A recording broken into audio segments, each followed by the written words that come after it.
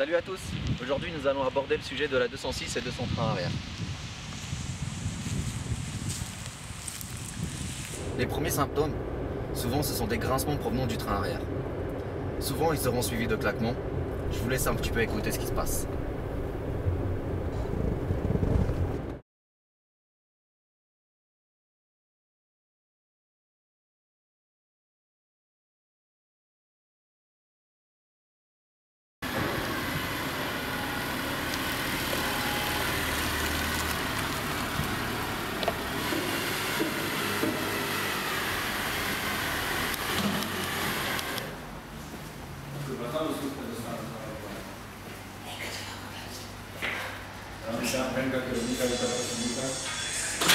Beaucoup d'utilisateurs des 206 se sont certainement retrouvés confrontés au problème du train arrière. La première question que vous posez, combien ça va me coûter et si je cherchais un train arrière d'occasion?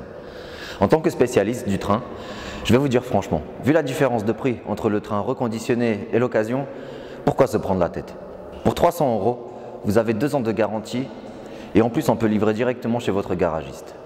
Je vais vous montrer comment nous procédons et ce qui différencie nos trains des concurrents. C'est ici que tout commence. C'est sur ce poste que les trains arrière sont désassemblés. Les axes sont souvent le plus grand souci du train arrière. En effet, la corrosion vient dégrader l'axe. Par la suite, votre bras commence à prendre du jeu. C'est ici que chaque élément du train sera sablé. Grâce à ce nettoyage, nous allons pouvoir constater s'il est encore bon à être réutilisé. Ici, nous procédons à la dernière étape du désassemblage. Grâce à cette presse, nous allons pouvoir retirer les axes. Nous nous trouvons dans la cabine de peinture. C'est ici que nous appliquons notre traitement anti-corrosion. Ces différents éléments, une fois passé l'étape du sablage de la peinture, sont stockés ici, tout près de nos tables d'assemblage où nous allons vous montrer la fin de la procédure.